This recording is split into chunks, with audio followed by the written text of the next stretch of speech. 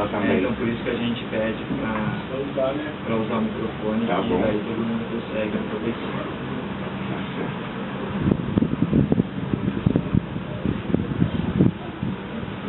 Boa tarde para todo mundo, né?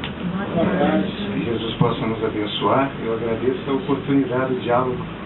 Um dia tão bonito, a gente ter essa oportunidade de sentar um pouquinho para falar sobre a mensagem de Jesus, sobre a interpretação da doutrina, essa doutrina realmente de luz, que nos abençoa, que nos acolhe, que nos dá oportunidade sem castigos eternos, né? Nos dá oportunidade assim de rever as nossas atitudes, os nossos pensamentos, assumindo a responsabilidade do nosso crescimento, com a nossa evolução e nos mostrando o caminho para que a gente comece a trilhar um caminho que, apesar de ser conjunto, enquanto humanidade, nos exige esforço individual, né? Comparando algumas atitudes de crescimento profissional dentro de várias áreas, né, do desenvolvimento humano, a nossa evolução é um compromisso que nós fazemos conosco mesmo. Ninguém tem condições de fazê-la por nós.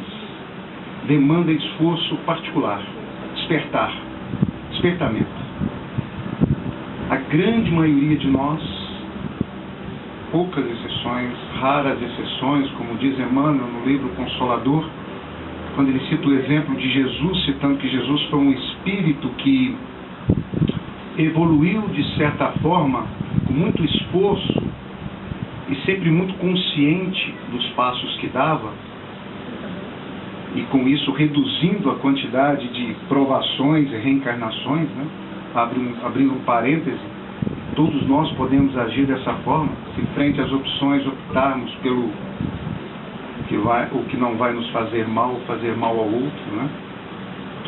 Mas esse é um caminho assim extremamente de esforço próprio, de um despertar lento, trabalhoso, e que a doutrina nos apresenta nesse momento da humanidade ferramentas assim muito práticas para que a gente consiga dar esses passos com o menor sofrimento possível.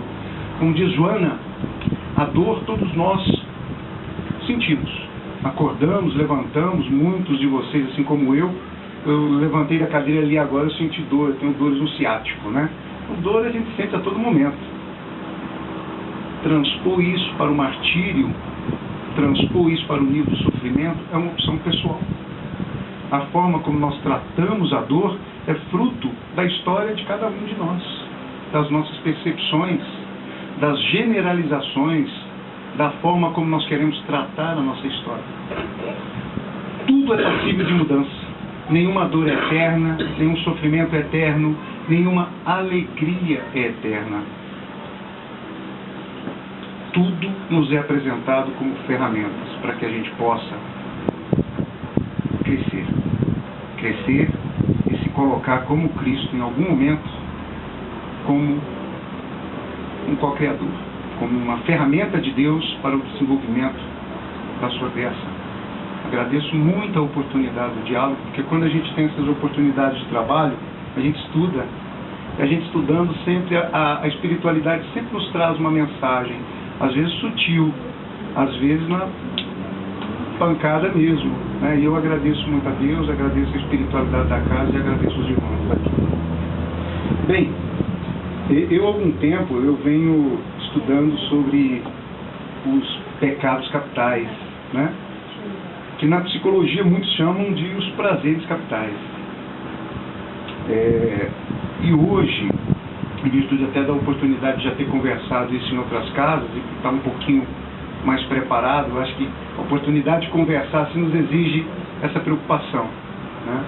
É como ali na fluidoterapia, nós temos uma responsabilidade muito grande, porque aquilo que a gente está transmitindo é absorvido muito rapidamente. Então, assim como lá no exercício do passe, a gente tem que, de uma certa forma, estar ali muito imbuído, né, de transmitir amor, mas existem algumas responsabilidades no preparo. A oportunidade da exposição ela é assim. Ela nos exige, de uma certa forma, um tipo de trabalho íntimo de concentração, de estudo, até para que a espiritualidade possa nos ajudar nesse momento, né? E eu conto com a ajuda dos bons espíritos aí agora, para que a mente vai. Então eu resolvi trazer o tema inveja e cobiça. É um tema extremamente antigo, mas absolutamente atual. Eu acredito que todos nós aqui, assumindo ou não, sintamos inveja quase que diariamente. Quase que diariamente, e uma coisa que a doutrina vai nos ensinando é não ter vergonha daquilo que nós somos. O maior convite que a doutrina tem para todos nós é um convite da psicanálise, é um convite da psicologia. Tanto que Joana desenvolveu a série psicológica com tanta propriedade.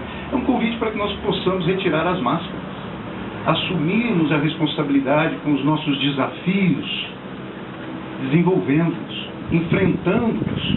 Ou como diz Carl Gustav Jung, enfrentando aquele eu que nós negamos por séculos e que está dentro de cada um de nós e que se formou naquilo que se chama sombra.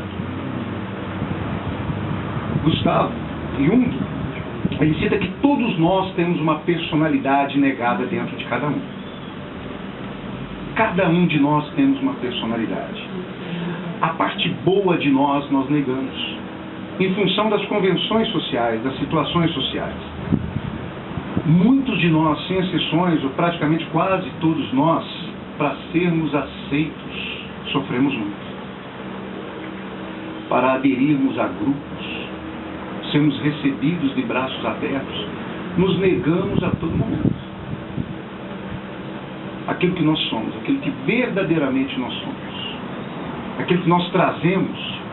Hoje, cada um de nós aqui somos exatamente o melhor que nós conseguimos fazer conosco durante todas essas encarnações. Às vezes nós temos uma visão extremamente negativa de nós mesmos. E é uma visão muito superficial. Porque se você olhar para si, olhar a perfeição, as possibilidades, a oportunidade que você tem, o modelo familiar e diverso que você tem inserido. E outra coisa, com uma particularidade, você é único, a sua história é única. Incrível. Deus é absolutamente perfeito e tão caprichoso e nos ama com tamanha intensidade, mas uma intensidade transpessoal, ou ágape, como diz os gregos, que Ele tem o capricho de nos fazer absolutamente únicos. Por mais que nós insistamos em vestir tênis iguais, calças iguais, suéteres iguais, paletós, camisas, falarmos de formas iguais, sermos taxados dentro de padrões de comportamento, nós somos absolutamente diferentes uns dos outros. Se autoconhecer é entender isso. A grande proposta na questão que Kardec faz aos espíritos e que Santo Agostinho responde, falando assim, ó, qual é o meio mais eficaz? Olha só que Kardec ele não fala assim, ó, qual é o meio mais ou menos, ou meia boca, para que eu consiga crescer, evoluir. Ele não fala, ele fala assim, qual é o meio mais eficaz de evitar o mal, de sofrer. Os espíritos são extremamente objetivos. Eles falam assim, olha, um sábio da antiguidade lá já te dizia, conhece-te a ti mesmo. Conhece-te a ti mesmo. Nenhuma proposta é tão promovedora de crescimento e de cura quanto esta.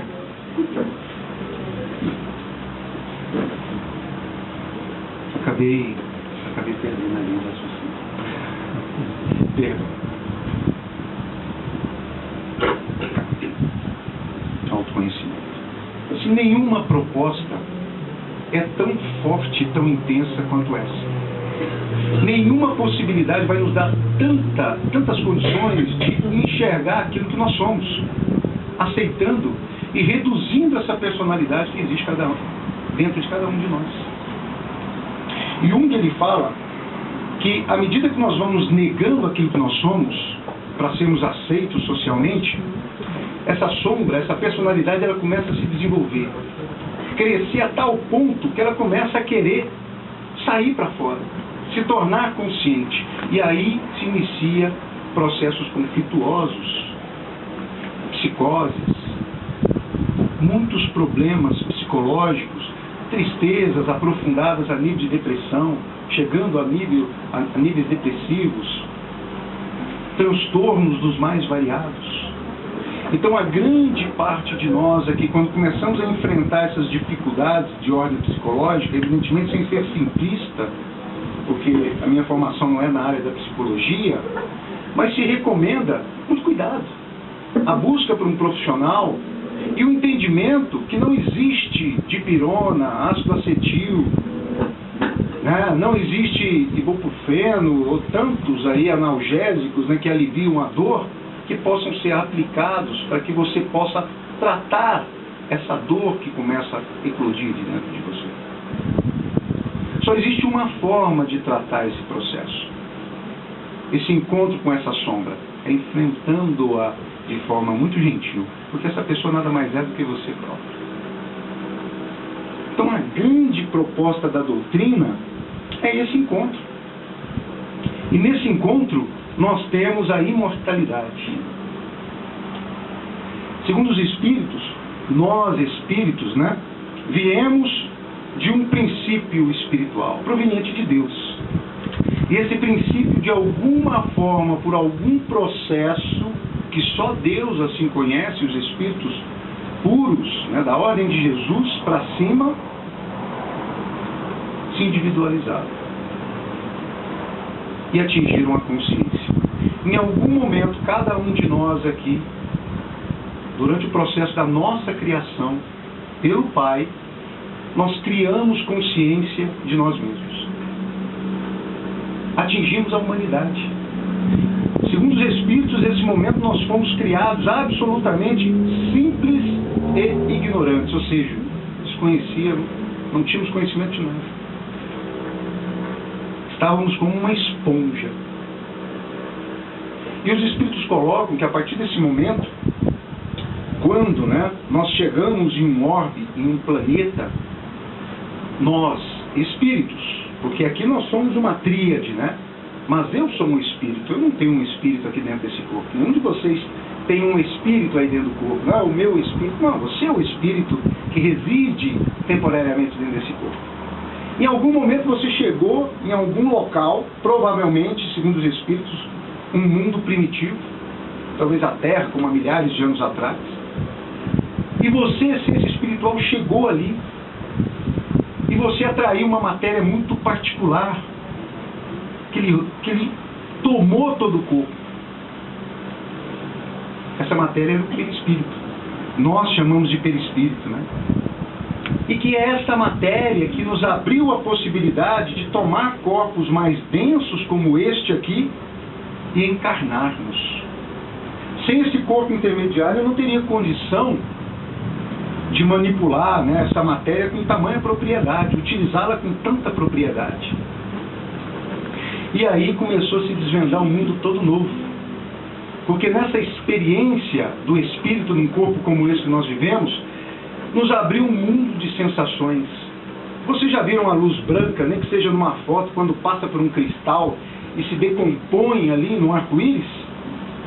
Assim aconteceu para nós quando nós entramos na matéria. Existem inúmeras sensações e percepções que nós somos levados a sentir, a interagir, que só a matéria pode nos propiciar. E uma coisa interessante, quando a gente entra no corpo, sem muito conhecimento dele, sem muito conhecimento do meio, nós somos quase que dominados instintivamente por aquilo que o corpo oferece. O corpo, essa matéria, também programada por milhões de anos de evolução, ela carrega em si certas automatizações, certos automatismos. Muito desse corpo aqui eu não preciso pensar para fazer ele funcionar. Não é verdade? A gente estuda isso na biologia, né? A pessoa, se eu tivesse que me preocupar com a quantidade de vezes que meu coração bate, ou como o meu fígado funciona, se eu tivesse que controlar isso conscientemente, isso tudo é fruto de milhões de anos de evolução.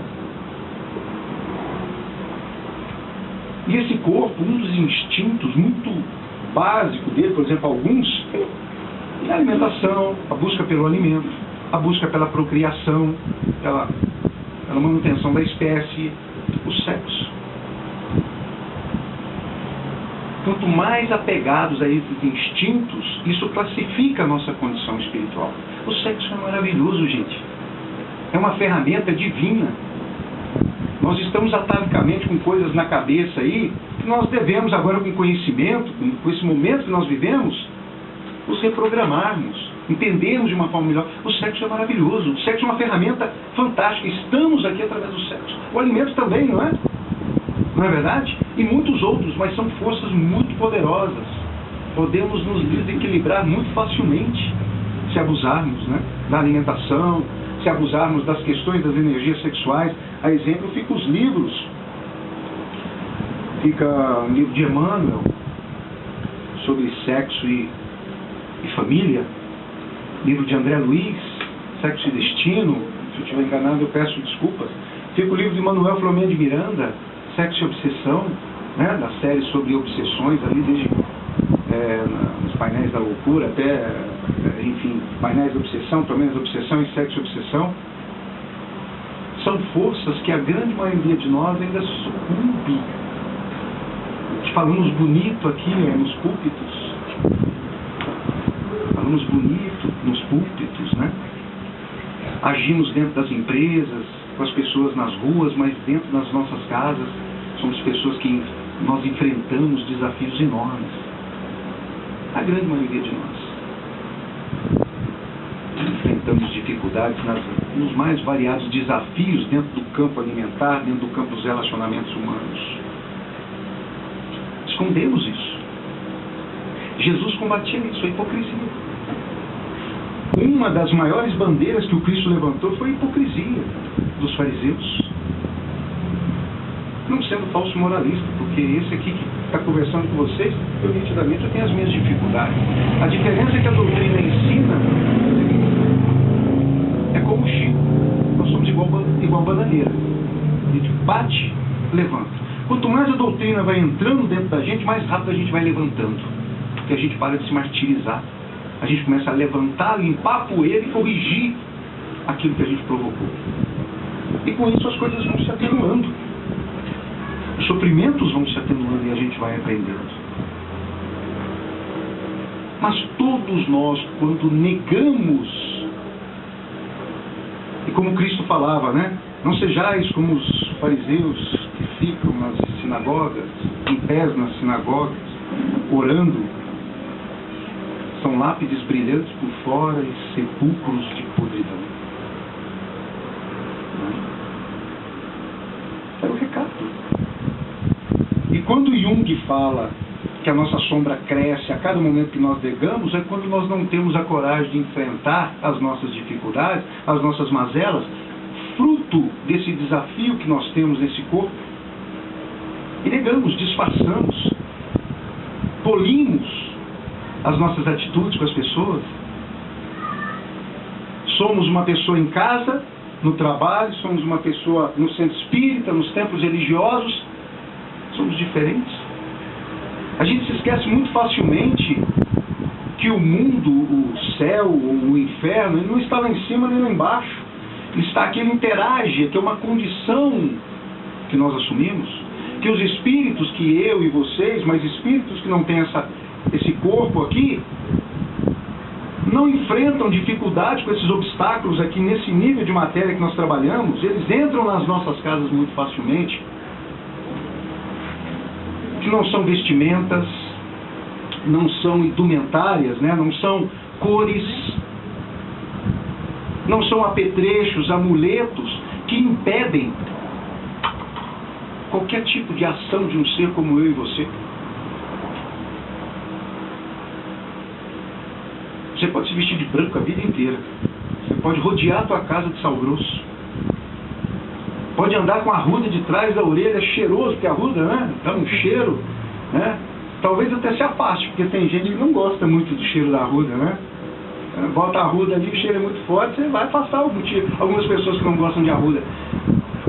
Mas isso eu vou dizer para vocês categoricamente, embasado naquilo que Allan Kardec fala no Laboratório do Mundo Invisível, no Livro dos Médiuns, que fala com relação às questões dos fluidos, dos estudos de fluidos, da sintonia e das afinidades,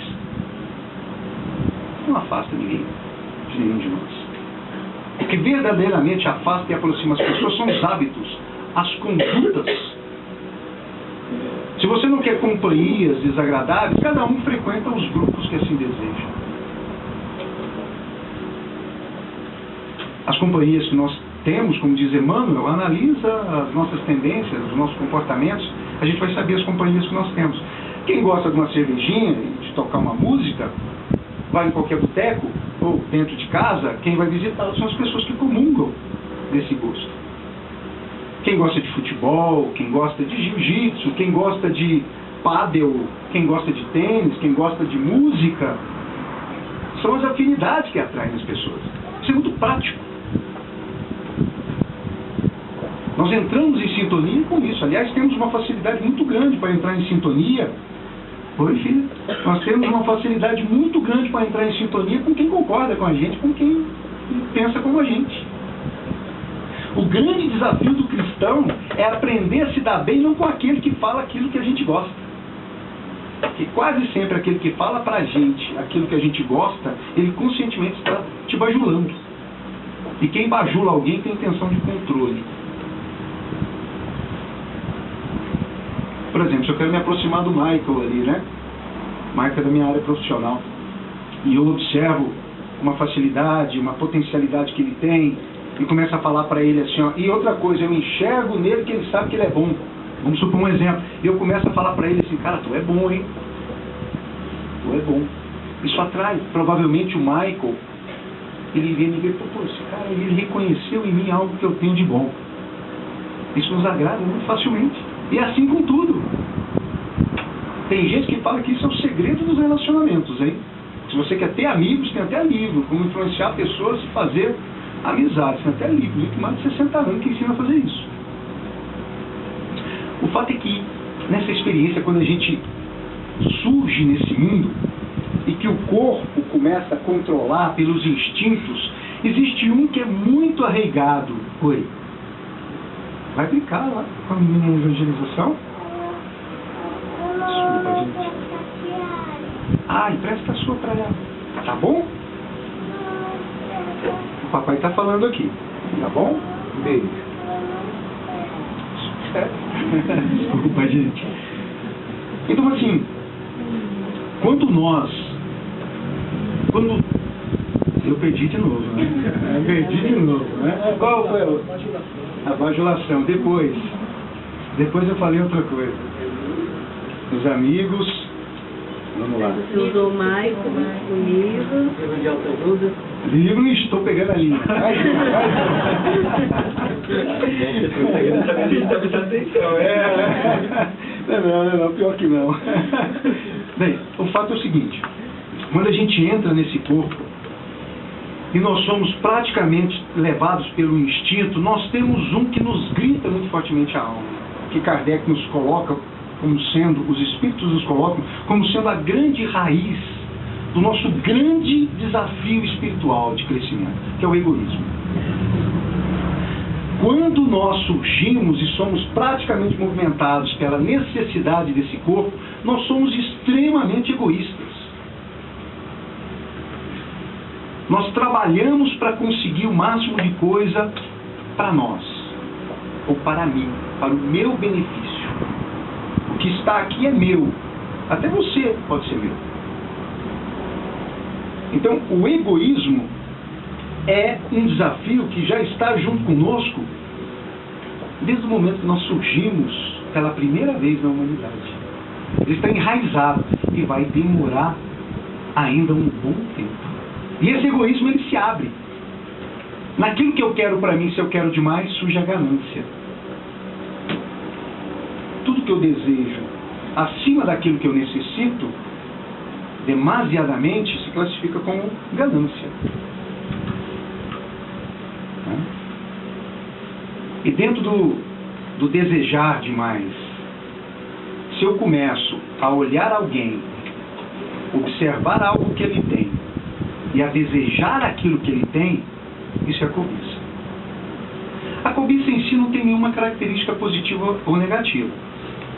A cobiça é desejar algo que o outro tem. Por exemplo, alguém é formado em medicina e você fala assim, poxa, eu admiro esse cara. Até aí não é cobiça. Admirar é você reconhecer algo que você, né, observa como algo de valor em alguém, né, ou em algo, né? Você tem os seus valores, e quando você enxerga isso em uma pessoa, é o primeiro traço que linka a admiração. Você só admira aquilo que está linkado com os teus valores. Né? Cara, você é religioso, vê um cara que é um modelo dentro da religião, fala, pô, eu admiro esse cara. O cara é um bom profissional, é um bom pai, é um bom filho, é um bom atleta, é uma boa pessoa. Você tem aquele princípio, aquele valor, se sintoniza, ele é o ápice da coisa ali, você admira. Agora, quando você começa a desejar ser o que ele é, ou ter o que ele tem, isso é cobiça. Né? Ter o carro, ter a formação, ter o cônjuge, né? Seja homem ou mulher, isso é cobiça. Então tudo isso tem a base lá no egoísmo. Tudo isso tem a base na influência que esse corpo traz sobre nós, em função da visão distorcida que nós temos de manutenção de nós mesmos. Agora, se eu cobiço alguma coisa de alguém, isso me provoca algum tipo de destempero emocional, de tristeza, de sofrimento, de raiva, isso é inveja. A inveja, o grande ponto da inveja, dizem alguns especialistas, que é exatamente a cobiça negativada. Se você deseja algo de alguém, é cobiça. Mas se isso está lhe desequilibrando, fazendo com que você sinta raiva, fazendo com que de alguma forma você tente prejudicar o outro, qualquer manifestação emocional, isso é inveja. E isso é extremamente sutil. Os psicopedagogos e os psicólogos, né, eles dizem que a inveja, ela é extremamente instintiva, existe na criança. Quando a criança está brincando com outra criança, e ela não tem muita cognição, ela não raciocina, não faz muita comparação, ela não tem muito conteúdo para comparação, né? E quando ela tem um brinquedo aqui, a outra criança chega, pega aquele brinquedo e se sente feliz brincando, o ato dela chorar pelo brinquedo é uma atitude de inveja. É instintivo. Não existe racionalidade. Você se chateia pela felicidade do outro. Inclusive, tem muitos psicólogos que dizem que o verdadeiro teste do amigo é você chegar e contar para ele algo que está lhe fazendo feliz e observar o rosto do amigo. Né? Os amigos verdadeiramente se sentem felizes com a sua felicidade. Né? Não existe teste maior de amizade, segundo ele, do que você relatar suas felicidades. Então a criança, quando ela tem essa atitude, é uma atitude de inveja. Agora, quando você vai adquirindo conhecimento e vai começando a fazer as comparações, surge a noção da cobiça. Porque a cobiça está associada à quantificação, à comparação. E isso é extremamente racional. Os espíritos, eles dizem que à medida que nós vamos evoluindo, nós vamos passando pelas reencarnações, vamos nos envolvendo com pessoas, e essas pessoas, né, a gente vai criando esse emaranhado da lei de causa e efeito, e algumas vão se tornando extremamente próximas, encarnando junto conosco no meio familiar. Né? Vocês sabem que a família, a consanguinidade, é um cadinho, um laboratório. Nós temos uma facilidade para nos darmos bem fora da nossa família. Não é verdade? Ou isso acontece comigo? Eu tenho, lá em casa nós somos 4 irmãos. 4 irmãos. Eu sou o mais velho, que é o Roberto, tem eu, o Ricardo e o Rodrigo. E uma coisa engraçada, eu vou contar para vocês com muito carinho. Como nós estamos assim, crescemos assim, numa época, né? Porque era uma época que a educação era diferente, né? Não era tão carinhosa, né? como é hoje, né? A gente apanhou muito. E eu e meu irmão mais novo, nós sempre tivemos uma antipatia natural um com o outro. Quando eu comecei na doutrina ali, com uns 18 anos, em mocidade espírita, né? Fui participando, estudando, que eu fui começando a observar. Eu cheguei, pouco mais de 20 anos, eu cheguei a uma conclusão, assim, eu tive uma conclusão muito clara com isso. A doutrina me deu essa conclusão. Eu falei assim, cara, eu e meu irmão, cara, que o melhor que eu tenho que me dar aqui, não é com o Roberto, não é com o Ricardo. Isso aí já é natural. É com o meu irmão mais novo. Hoje eu tenho 46 anos, ele tem 40. Até hoje, a gente já se conhece um pouco, a gente já se policia, mas até hoje, vacilou, a gente troca farpas. Farpas que na grande maioria das vezes não tem mais nada a ver. Não faz parte mais da realidade um do outro, dos hábitos, mas é pela condição, pelo histórico espiritual e pela condição familiar. Traços de inveja e cobiça na relação entre um e outro são evidenciadas uma vida inteira. Um exemplo, vou citar exemplo para você, né? Sempre bom assim. Na casa todo mundo toca um instrumento, todo mundo. Meu pai era músico nato, tinha um ouvido absoluto. Meu pai tocava um pouco de cada instrumento, né? Tinha essa coisa, uma facilidade absurda, né? E pouco importando o estilo de música, se música popular ou música erudita. É evidente que pela falta de técnica erudita, ele não conseguia ter algumas performances que você aprende só no meio acadêmico. Mas, para quem nunca estudou oficialmente, você senta e você fala assim, ó, olha que eu gostava muito de Dilermando Reis quando eu era pequeno, né? Porque meu pai escutava muito. Eu vou dizer para os senhores que o Dilermando Reis, quem conhece aqui as obras de Dilermando Reis no violão, né? Sabe? É porque não conheceu meu pai. Porque não conheceu meu pai. E muitos amigos dele que eu conheço. E como inúmeros músicos que eu conheço que não têm a notoriedade. Então todo mundo aprendeu um instrumento lá em casa. Todo mundo aprendeu um instrumento, né? Eu era o mais esforçado. Eu confesso para vocês que entre os meus vários defeitos eu tenho uma qualidade que me trouxe assim. Foi assim, eu não sei se é teimoso ou é resiliente, né? Mas assim, eu sempre fui muito, eu insistia muito naquilo que eu era focado e ia, né? Então, alguns chamam de qualidade, dependendo da seara da discussão, é outro termo, né? Então eu aprendi a tocar um pouquinho de alguns instrumentos de cordas, com muita dificuldade, né? Com muita dificuldade. Mas aprendi peças, né? Tocava aquela coisa. Meu irmão Rodrigo, quando ele desabrochou, né, parece que a coisa vem assim, pá, né? Parece que desperta, né? Ele tinha lá 7 anos, dizem os espíritos, né? Aquela coisa das ideias inatas, né? De repente, quando ele tinha 10, 11 anos de idade lá, alguma coisa parece que no cérebro lá abre, desperta e o espírito se manifesta. E o espírito se manifesta. Senta aqui, filho. Só não pode chorar, tá bom? Você tem que segurar a chave pro pai.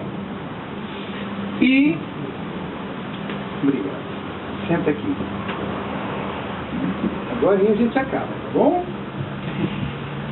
E aí o seguinte, quando deu 10, 11 anos de idade, aquilo que eu já estava com 17 tocando com muito esforço, ele me ouvindo treinar, ele pegava o violão com 1 hora e tirava. Então, né, sabe aquela brincadeira assim, eu te odeio, né? Era isso, né? Eu olhava, ficava ali 6 meses treinando uma peça, aquele menino de 12 anos, eu com 18, ele pegava o violão, me observava, não sabia, não entendia nada, pegava aquilo, em 1 hora estava tocando aquilo, parecendo que tinha estudado aquilo. Né? 2 coisas, né? Primeiro, eu sabia tocar. Então, eu sabia tocar a música que ele estava tocando, então não tinha cobiça. Mas eu sentia uma inveja absurda. Porque aquilo me provocava sofrimento. Me provocava sofrimento. Então, dentro da família, nós temos esses pontos. Eu vejo isso, assim, no hábito do atendimento fraterno, né? Nas casas que eu tive a oportunidade de participar, dentro da minha família, né, com as pessoas que fazem parte do meu meio. Eu vejo isso muito entre pais e filhos, mães e filhos e filhas, né? As mães e as filhas. Meu Deus, às vezes você acha que são os meninos que têm dificuldade com os pais, o que eu encontro de meninas com dificuldade com as mães. Por traços nítidos de imaturidade psicológica de ambas as partes, de cobranças exageradas, né, infantis, e de claro sentimento de inveja. Já encontrei meninas assim, que vinham para conversar com a gente no centro espírita, e que desabafava chorando, falando assim: eu não posso comprar uma roupa que minha mãe compra. Minha mãe está separada do meu pai, eu arrumo um namorado, ela arruma um namorado. E aí vai. Então isso é muito vivo, faz parte do nosso dia a dia. Faz parte do nosso dia a dia na família. E a família é o grande laboratório, né? E você não foge disso. Olha, eu já estou 46 anos. Eu falo pro Rodrigo, eu falo, cara, eu estou 40 anos te suportando. Agora, eu estava no Rio Grande do Sul, ele foi para lá me visitar, né? E a gente teve assim, como é bacana a maturidade. E como é bacana a maturidade, com maturidade realmente para conversar e escutar feedbacks ruins. Nada nos faz crescer tanto quanto a capacidade que nós temos de escutar as coisas boas e as asneiras que as pessoas dizem pra gente. É sério. Feedbacks tem isso. Não é tudo que as pessoas falam pra você, escrevem pra você, que uma coisa é ela descrever a percepção dela, outra coisa é a verdade. Quando uma pessoa chega pra você e fala assim: olha, eu vou te falar a verdade, não se preocupe, ele vai falar a percepção dele. Verdade é outra coisa completamente distinta, né? Mas se torne apto a escutar a percepção das pessoas. Você pode aprender muito sobre você. Porque, querendo ou não, é a forma como a pessoa te vê. E eu e ele, a gente pegou para conversar. Falou: cara, eu já não aguento mais, né? 40 anos, a gente tem que dar um jeito, né? A gente fez um acordo agora, tem um mês atrás, porque toda vez que a gente se encontra, tem uma situação, né?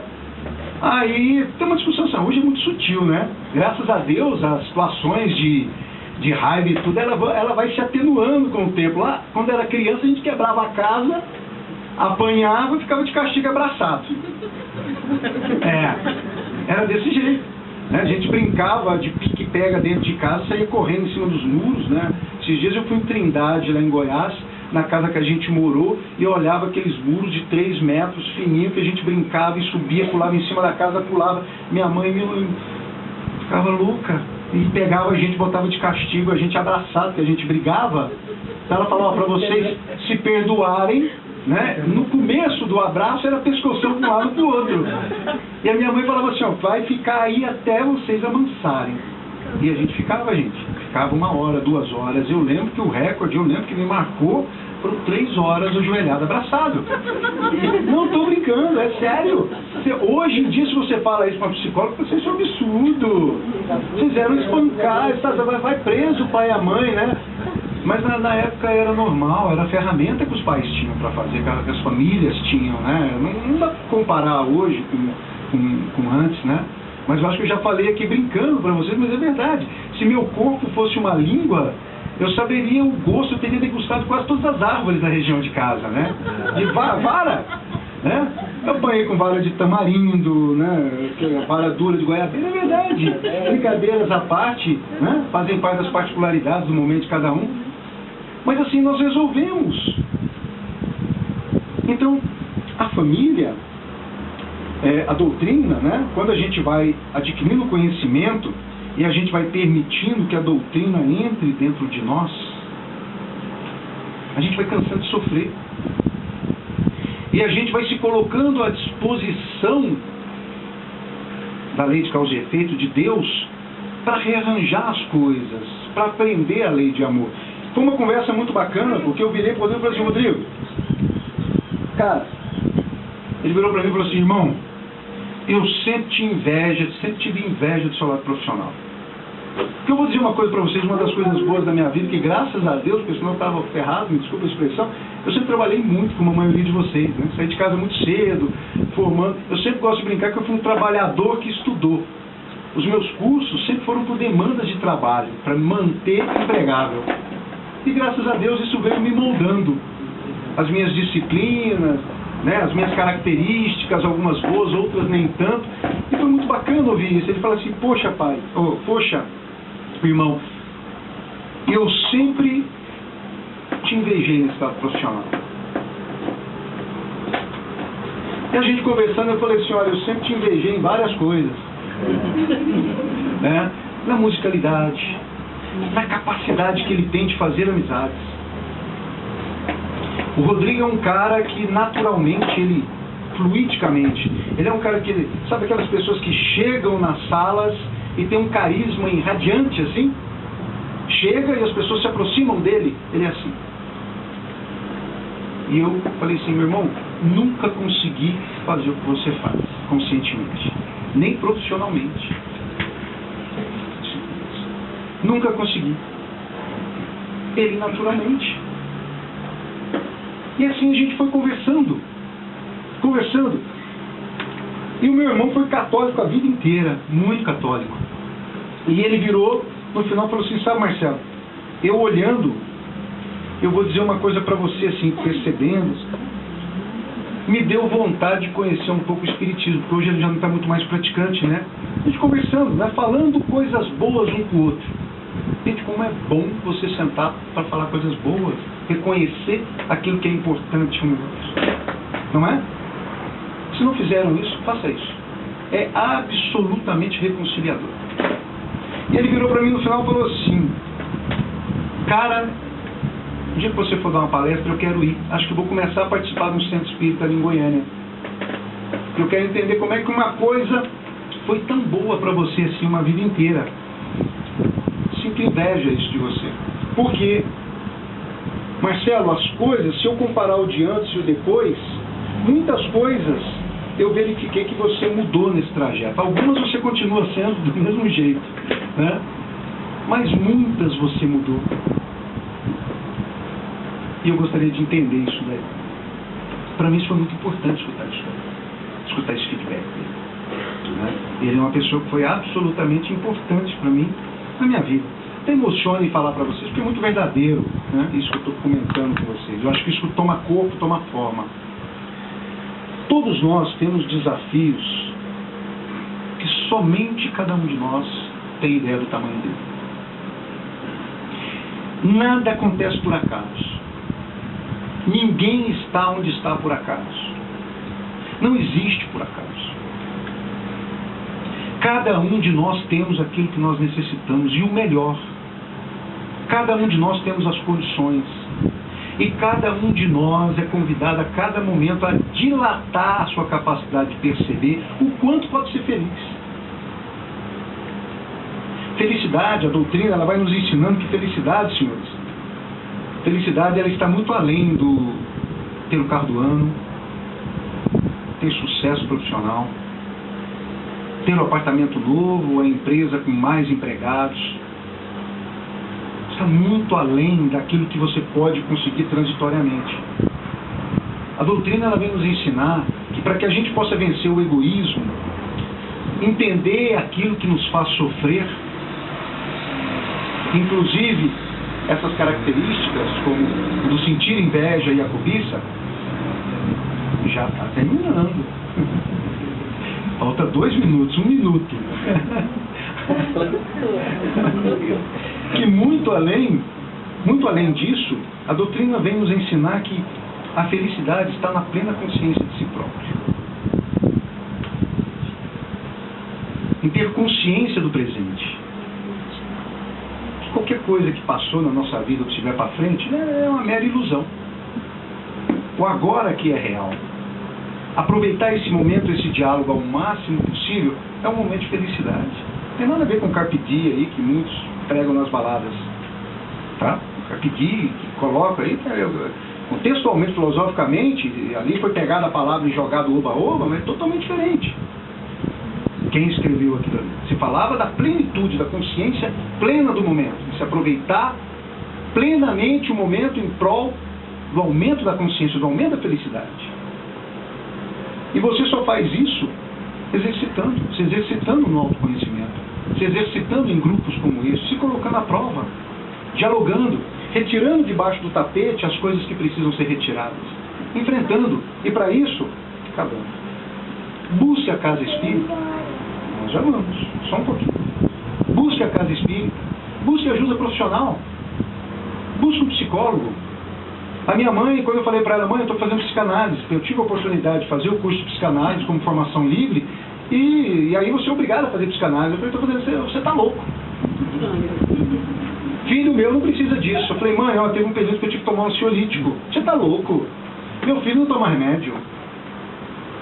Fiz tratamentos por um ano e meio. Foi a melhor coisa que eu fiz na minha vida. E você ter consciência que alguns medicamentos, em prol da consciência, você faz necessário com a vida inteira. Estão aí para isso. Não se permitam sofrer desnecessariamente, voluntariamente. Busquem auxílio. Busque um bom psicólogo, busque um médico, busque exercícios físicos, busque uma alimentação saudável, busque viver mais em harmonia dentro da família, enfrente as dificuldades. O exemplo que eu dei para vocês, meu e do meu irmão, talvez seja um sujo falando para vocês, né, mal lavado. Eu demorei 40 anos. Queria ter feito isso muito antes, mas a maturidade para esse encontro da gente só aconteceu aos 46 anos da minha vida. Desejo particularmente que nenhum dos senhores aqui aguardem tanto tempo, principalmente dentro do meio familiar. Agradeço pela oportunidade, vim preparado para falar alguma coisa, estava numa linha tentando falar, mas de alguma forma me surgiu a vontade de falar pelo coração. Tá? Agradeço muito, que Deus abençoe.